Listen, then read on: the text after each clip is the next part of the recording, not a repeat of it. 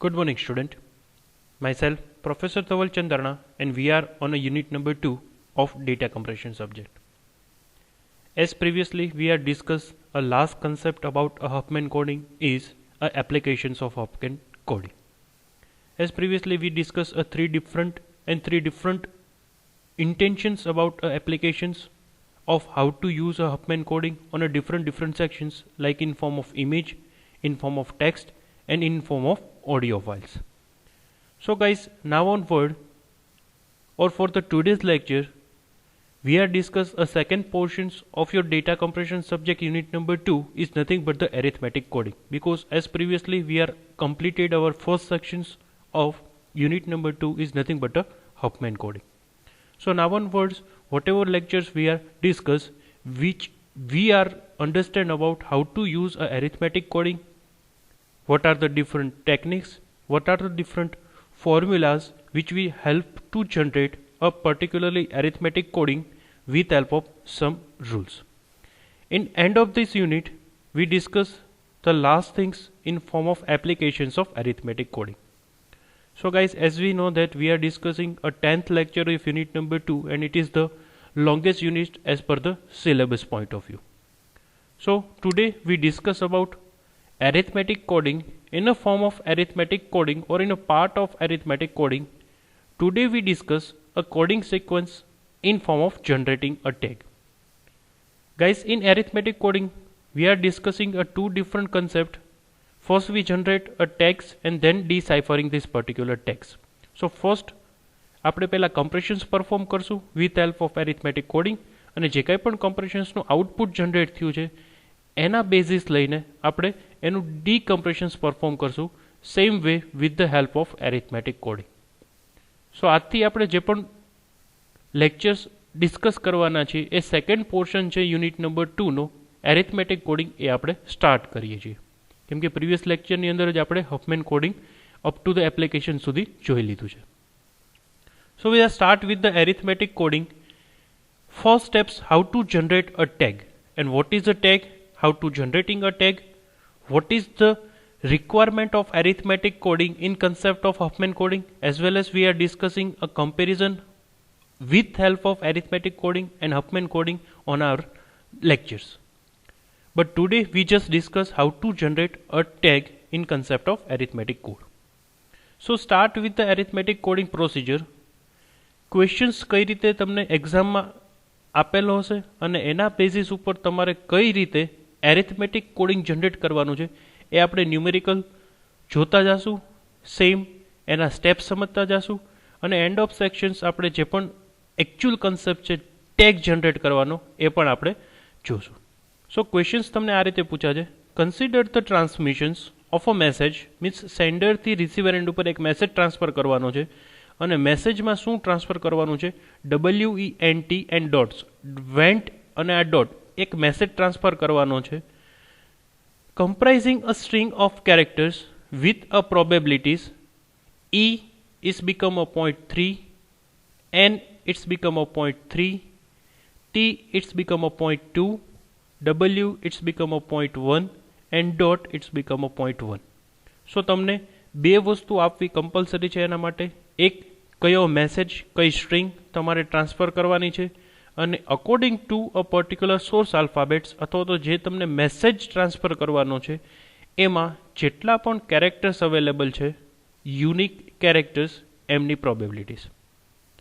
So as per the first rules આપણે સૌથી પહેલાં એ ચેક કરવાનું થાય કે આપણને આપેલી પ્રોબેબિલિટીનો સમ 1 થાય છે કે નહીં. જો એ 1 થતો હશે તો જ આપણે ન્યુમેરિકલ આગળ નેક્સ્ટ સ્ટેપમાં સ્ટાર્ટ કરશું. સો એની પ્રોબેબિલિટી 3 છે, એનની 3 it's become a 0.6, T 0.2 it's become a 0.8 અને rest of 1 it's become a 1. So sum 1 થઈ જાય છે. સો આપણે હવે નેક્સ્ટ સ્ટેપમાં ઇઝીલી જઈ શકશું. સૌથી પહેલી પ્રોસિજર કઈ રીતે પરફોર્મ કરવાની છે, 3 સ્ટેપ્સની અંદર આપણે અલ્ગોરિધમ સ્ટડી કરવાનો છે, અને 3 સ્ટેપ્સ સમજાઈ જશે પછી એ વસ્તુને as a numerical with help of example આપણે પરફોર્મ કરવાનું સ્ટાર્ટ કરશું. સો સૌથી પહેલાં શું કરવાનું છે, divide the numerics range 0 to 1, but obvious આપણને ખબર છે કે પ્રોબેબિલિટીની લિમિટ એટ ઇનિશિયલ સ્ટેજ ઉપર 0 as a lower limit, 1 as a higher limit હશે અને એના વચ્ચે જ આપણને જે પણ પ્રોબેબિલિટી આપી હશે એ મેન્શન્સ થતી હશે.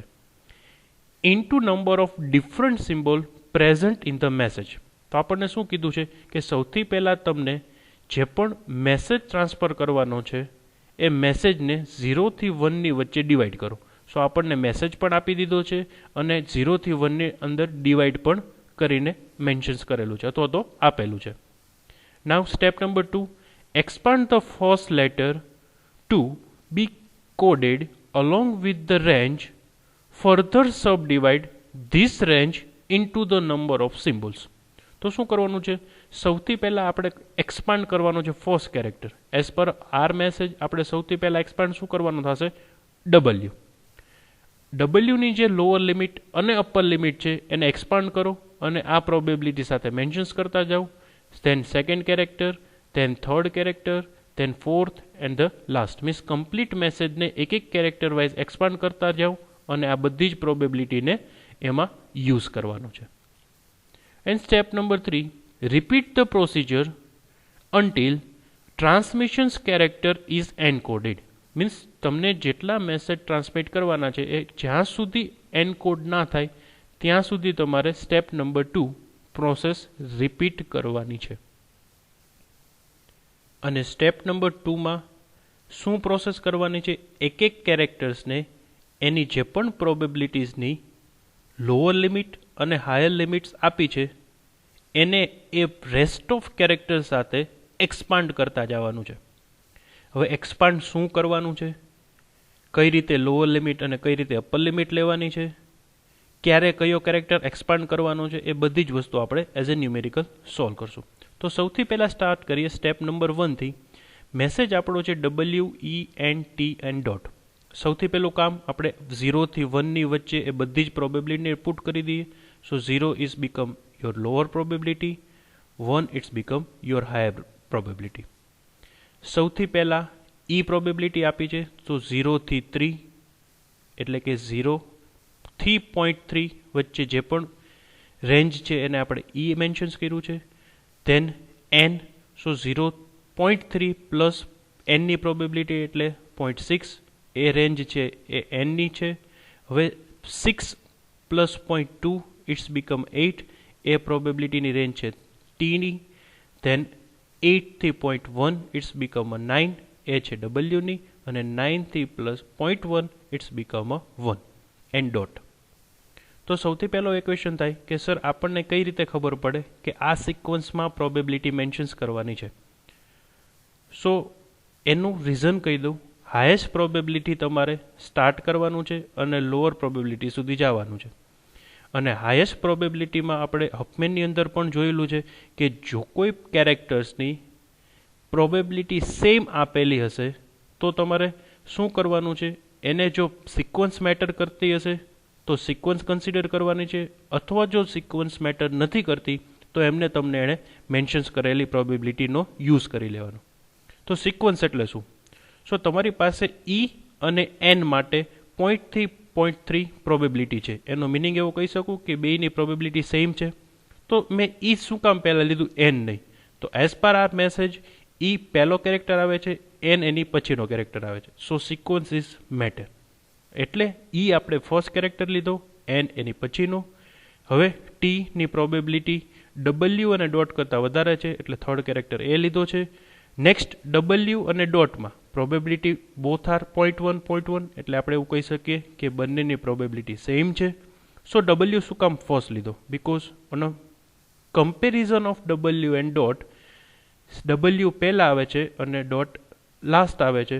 કમ્પેર વિથ ધ w એટલે આપણે wને પહેલાં લઈએ છીએ અને ડોટને લાસ્ટમાં લઈએ છીએ. આ એક રૂલ્સ યાદ રાખવાનો છે. હવે સેકન્ડ થિંગ્સ તમારે શું યાદ રાખવાની છે? તો ઓલવેઝ લોઅર પ્રોબેબિલિટી 0 અને upper probability 1 on initial state ઉપર તમારે મેન્શન્સ કરવાનું છે. આ રીતે ગ્રાફમાં ડેટા પુટ કરવાના છે. હવે f(x1) ઓલવેઝ યાદ રાખજો, f(x0) ઇઝ ઓલવેઝ બી અ 0. એ ક્યારેય બીજી કોઈ પણ વેલ્યુ નહીં હોય જ્યારે આપણે એરિથમેટિક ડિસ્કશન કરતા હશું. સો f(x0) is always 0 f of x1 it's become 0.3 because 0 થી 3 વચ્ચેની રેન્જ એમાં જે મેક્સિમમ વસ્તુ છે એ તમારો f of x હશે. હવે f of x2 find out કરો તો f of x2 શું ફાઇન્ડ આઉટ કરવાનું છે? 2 એનો મિનિંગ કે ફર્સ્ટની પ્રોબેબિલિટી પ્લસ સેકન્ડની પ્રોબેબિલિટી, એટલે કે probability of 1 plus probability of 2 it's become 0.6. એ તમારો થશે f of x2. હવે જ્યારે તમે f of x3 find out કરો છો, 3 નો મિનિંગ છે તમારો ફર્સ્ટ કેરેક્ટરની પ્રોબેબિલિટી પ્લસ સેકન્ડ કેરેક્ટરની પ્રોબેબિલિટી પ્લસ થર્ડ કેરેક્ટરની પ્રોબેબિલિટી, એટલે 0.3 પ્લસ 0.3 પ્લસ 0.2, એટલે કે તમારે 0.6 પ્લસ 0.2 ઇટ્સ બીકમ 0.8. મેં આ ડાયરેક્ટલી કમ્બાઇન યુઝ કર્યું છે. ધેન f of x4 એટલે તમારા ફર્સ્ટ, સેકન્ડ, થર્ડ અને ફોર્થ કેરેક્ટર્સ અથવા તો સિમ્બોલ્સની પ્રોબેબિલિટીનો sum it's become f of x4, અને f of x5 એટલે તમારા બધા જ કેરેક્ટરનો સમની પ્રોબેબિલિટી ઇટ્સ બીકમ 1. સો આ રીતે તમારે સૌથી પહેલા f of x0 થી f of x જેટલા પણ કેરેક્ટર્સ આપ્યા છે એ ફાઇન્ડ કરી લેવાના છે, અને આ રેન્જની અંદર 0 થી 1 ની વચ્ચે એઝ પર ધ પ્રોબેબિલિટી તમારે પુટ કરી દેવાનું છે. જો પ્રોબેબિલિટી સેમ હશે એટલે કે E અને N અને W અને ડોટની પ્રોબેબિલિટી સેમ છે ત્યારે સિક્વન્સ મેટર કરશે as per your given message. So I hope step number 1 તમને સમજાઈ ગયું હશે. હવે આપણે સ્ટેપ નંબર 2 પર જઈશું અને આ rules expand the letters or we can say expand the first letter, એટલે કે આપણે સૌથી પહેલો લેટર કયો એક્સપાન્ડ કરવાનો છે? W. કઈ રીતે કરશું જોઈ લઈએ. સો સ્ટેપ નંબર 2માં આપણે સૌથી પહેલો લેટર એક્સપાન્ડ કરવાનો છે W, અને W ની રેન્જ છે 0.8 થી 0.9 ની વચ્ચે. તો 0.8 છે એ હવે નેક્સ્ટ સ્ટેપ્સમાં લોઅર લિમિટ થશે, અને 0.9 છે એ નેક્સ્ટ સ્ટેપ્સની અંદર હાયર લિમિટ થશે. સો પ્રીવિયસ સ્ટેપ્સની અંદર આપણી પાસે લોઅર લિમિટ હતી 0, હાયર લિમિટ હતી 1. હવે પછીના સ્ટેપ્સમાં as per our given f of x4 lower limit થઈ જશે 0.8 અને હાયર લિમિટ થશે 0.9. પ્રોબેબિલિટી એઝ ઇટ ઇઝ રાખવાની છે, એમાં કોઈ પણ ચેન્જ નથી કરવાનો. એની પ્રોબેબિલિટી છે 0.3, N ની છે 0.3, T ની છે 0.2, W ની છે 0.1, ડોટની છે 0.1. હવે આ ફોર્મ્યુલામાં એટલે કે તમારી નવી રેન્જની અંદર 0.8 થી 0.9 ની રેન્જની અંદર પાછી આ પ્રોબેબિલિટીને અસાઇન કરવાની છે જે પ્રોબેબિલિટી આપી છે એના બેઝિસ ઉપર. સ્ટેપ્સ નંબર 1માં રેન્જ હતી 0 થી 1 ની વચ્ચે, એટલે આપણે ડાયરેક્ટલી એરેન્જ કરી શકતા હતા. હવે રેન્જ છે 0.8 થી 0.9, તો સૌથી પહેલાં આપણે શું ફાઇન્ડ આઉટ કરવું પડે? ડિફરન્સ. અને ડિફરન્સ ફાઇન્ડ આઉટ કરવા માટેનો ફોર્મ્યુલા શું છે? Upper bound or we can say upper limit minus lower bound or we can say lower limit. તો અપર બાઉન્ડ શું છે? 0.9, લોઅર બાઉન્ડ શું છે? 0.8. તો આપણને ડિફરન્સ શું મળ્યો? 0.1. તો હવે તમારી પાસે પ્રીવિયસ સ્ટેપ્સમાં જે 1 હતું એની જગ્યાએ હવે તમારી પાસે ડિફરન્સ કેટલો મળે છે? 0.1. તો સૌથી પહેલાં તમારે આ ડિફરન્સ ફાઇન્ડ આઉટ કરવાનું. ડિફરન્સ ફાઇન્ડ આઉટ થઈ જાય પછી આપણે ઈચ એન્ડ એવરી સિમ્બોલ્સ માટેની રેન્જ ફાઇન્ડ આઉટ કરવાની as per a given difference. So range of symbols find out કરવા માટેનું ઇક્વેશન શું છે? લોઅર લિમિટ સૌથી પહેલાં પુટ કરવાની, a colon with the lower limit plus જે તમને ડિફરન્સ મળ્યો છે એ વિથ ધ મલ્ટિપ્લિકેશન ઓફ જે કેરેક્ટરના સિમ્બોલ્સની રેન્જ ફાઇન્ડ આઉટ કરવી છે એની probability of this particular symbols. તો આપણી પાસે કેરેક્ટર કયા કયા અવેલેબલ છે? E, N, T, W અને ડોટ. આ બધાને ઇક્વેશન્સમાં પુટ કરતા જાઓ અને દરેકની રેન્જ ફાઇન્ડ આઉટ કરતા જાઓ. સૌથી પહેલાં આપણે રેન્જ ફાઇન્ડ કરીએ છીએ E માટે. તો સૌથી પહેલાં આપણે અપર બાઉન્ડ અને લોઅર બાઉન્ડમાંથી શું લેવાનું છે? Lower limit. તો લોઅર લિમિટ આપણને શું મળે છે? 0.8. તો 0.8 એઝ ઇટ ઇઝ.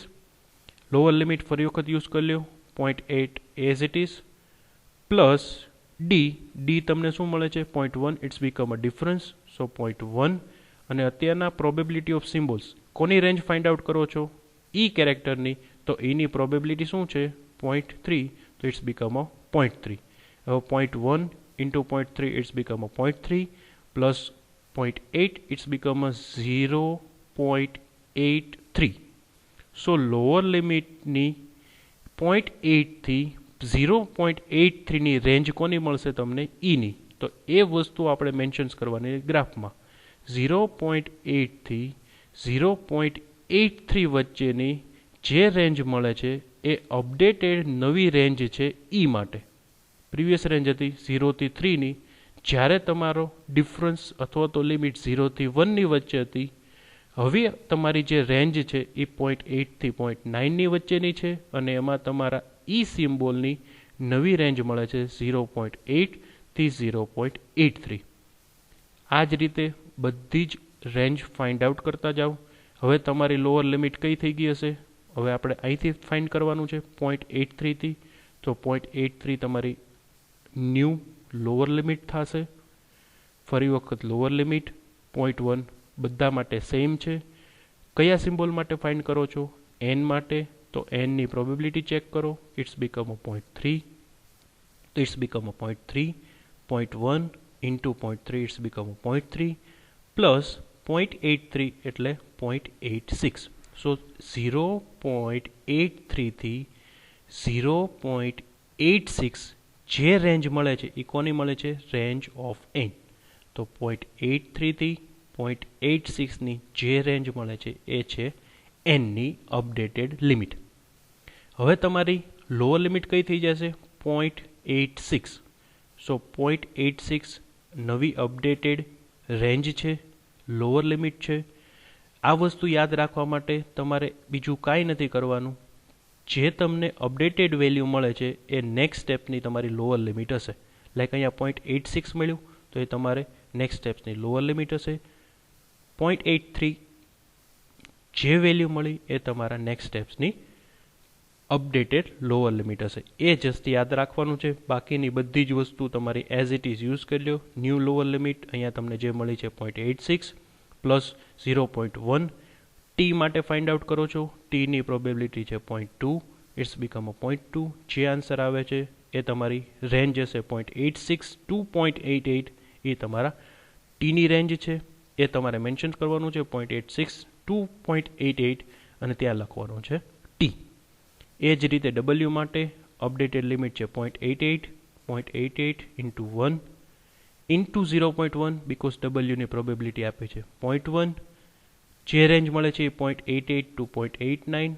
તમને જે વેલ્યુ મળે છે એ W માટેની છે. And the last but Owais છે એ ઓલવેઝ 0.89 થી 9 ની વચ્ચે જ હોય, બટ તમારા ઇક્વેશન્સ મેન્શન્સ કરવાનું છે. So it is your second steps as per a rules. Expand the first letter to be coded along with the range. Further, subdivide this range into number of symbols. એટલે આપણે શું કર્યું? સૌથી પહેલા જે character message છે WENT dot એવો message છે, એટલે સૌથી પહેલો કેરેક્ટર W આવે છે તો એની લોઅર બાઉન્ડ અને અપર બાઉન્ડ એટલે કે લોઅર લિમિટ અને અપર લિમિટને ગ્રાફમાં મેન્શન્સ કરી દીધું. ગ્રાફમાં મેન્શન્સ કરીને ડિફરન્સ ફાઇન્ડ આઉટ કરી લીધો અને જે ડિફરન્સ મળે છે એમાંથી અપડેટેડ લોઅર લિમિટ અને અપડેટેડ અપર લિમિટ દરેક સિમ્બોલ્સ માટે ફાઇન્ડ આઉટ કરી લીધું. અને એની માટેનું ઇક્વેશન્સ છે lower limit colon of lower limit plus D. જે પર્ટિક્યુલર સિમ્બોલ્સની રેન્જ ફાઇન્ડ આઉટ કરો છો એની પ્રોબેબિલિટીઝ. સો આ સ્ટેપ્સ જો સમજાઈ ગયું હશે તો હવે નેક્સ્ટ સ્ટેપ્સ કયો કેરેક્ટર એક્સપાન્ડ કરવાનો છે એ આપણને ક્યાંથી ખબર પડશે? આપણા મેસેજ ઉપરથી. તો આપણે ડબલ્યુનું કામ એક્સપાન્ડ કરવાનું કરી લીધું છે. હવે જે સ્ટેપ્સ નંબર 2માં અપડેટેડ રેન્જ મળે છે એમાં ઈ કેરેક્ટરને આપણે એક્સપાન્ડ કરવાની ટ્રાય કરશું.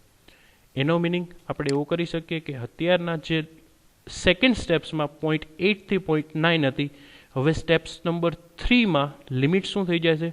0.8 થી 0.83. It is your new lower bound and upper bound. So upper bound થશે 0.83, lower bound થશે 0.8 અને જે ડિફરન્સ મળે છે એ તમારો ડી હશે. ડી આપણે એવરી ટાઈમ ફાઇન્ડ આઉટ કરવાનું છે અને એવરી ટાઈમ બધાની રેન્જ ફાઇન્ડ આઉટ કરવાની છે. ક્યાં સુધી કરવાનું છે? As per the rules repeat the procedure until terminations character or the last character is encoded. અને લાસ્ટ કેરેક્ટર મેસેજનો કયો છે? ડોટ. તો આપણે હવે સેકન્ડ સ્ટેપ્સ માં જે એક્સપાન્ડ કર્યું હતું એના થર્ડ સ્ટેપમાં આપણી રેન્જ હતી 0.8 થી 0.83 એનો ડિફરન્સ ફાઇન્ડ આઉટ કરી લીધો. એ ડિફરન્સની અંદરથી as per the equations, I think હવે ઇક્વેશન તમને સમજાઈ ગયું હશે, તમારી લોઅર લિમિટ છે 0.8 પ્લસ ડિફરન્સ મળે છે 0.03 અને ઈ માટે ફાઇન્ડ આઉટ કરો છો એનો મિનિંગ છે 0.3. અ પ્રોબેબિલિટી જે પણ ઇક્વેશન્સ આવે છે એ તમને રેન્જ મળશે. જે રેન્જ મળે છે એ તમારા ન્યૂ સિમ્બોલની અપડેટેડ રેન્જ હશે અને એને તમારે એઝ અ ડાયાગ્રામ મેન્શન્સ કરવાના છે. તો ઈની નવી રેન્જ છે 0.8 થી 0.809, 0.8 થી 809. એનની રેન્જ છે 809 થી 818, 809 થી 818, 818 થી 824 રેન્જ છે ટીની. સો 818 થી 824 ની રેન્જ છે ટીની. Then 824 થી 827 it's become a W, and 827 to 83 it's become a dot. So સૌથી પહેલો કેરેક્ટર આપણે એન્કોડ કર્યો W. નેક્સ્ટ કેરેક્ટર એન્કોડ થઈને મળ્યો છે E છે. હવે W, E અને વારો કોનો છે? N નો. સો હવે રેન્જ એટલે કે લોઅર બાઉન્ડ હશે 0.809 અને અપર બાઉન્ડ હશે 818 ઇન સ્ટેપ નંબર 4. સો તમારું લોઅર બાઉન્ડ હશે 818 એટલે કે 818 અને અપર બાઉન્ડ છે 818 અને લોઅર બાઉન્ડ છે 809. હવે જે ડિફરન્સ મળે છે 0.009. તો તમારો નવો ડિફરન્સ આ મળે છે. આ ઇક્વેશન્સનો યુઝ કરો, પાછી બધાની રેન્જ ફાઇન્ડ આઉટ કરતા જાઓ.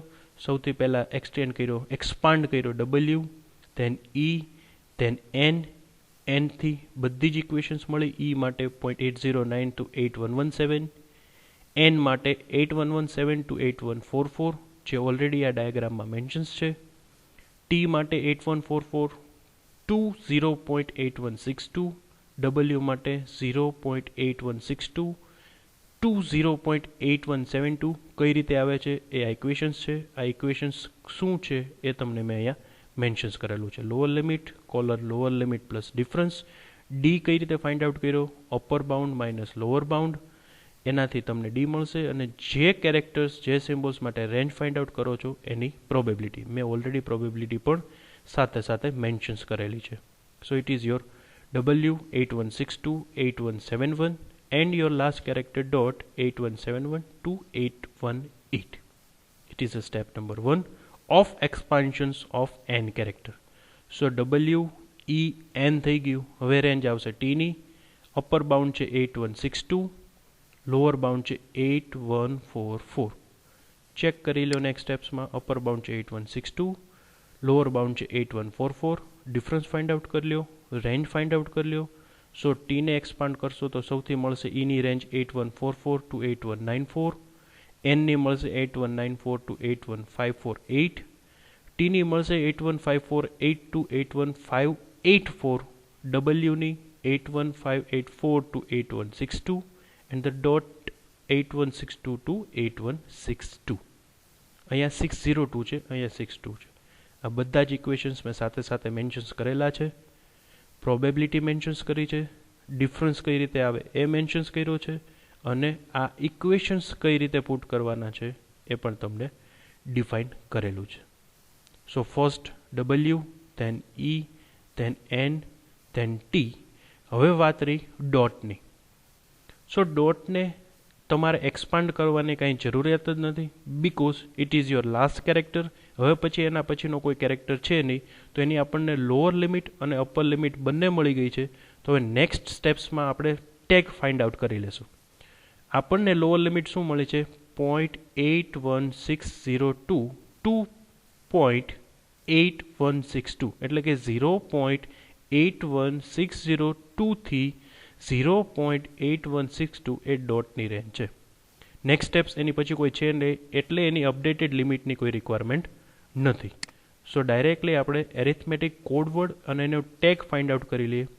Hence the arithmetic code and word is nothing but a lower limit code word છે તમારો dot and upper limit. But obviously આ બે રેન્જની અંદર જ જો નેક્સ્ટ સ્ટેપ એક્સપાન્ડ કરવાનું હોત તો કોની અંદર કરવાનું હોત?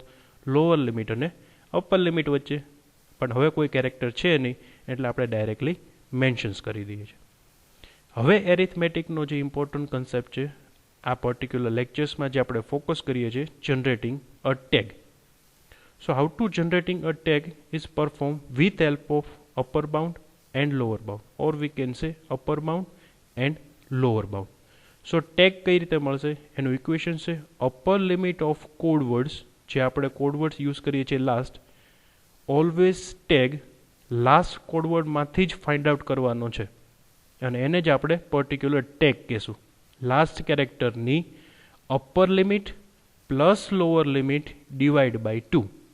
સો લાસ્ટ કેરેક્ટર પહેલાં તો એ કહી દઉં ડોટ છે, ENTW અને ડોટની અપર લિમિટ 8162 પ્લસ 0.81602 એટલે તમારી upper limit plus lower limit 0.8162 એ અપર લિમિટ છે, લોઅર લિમિટ છે 0.8162.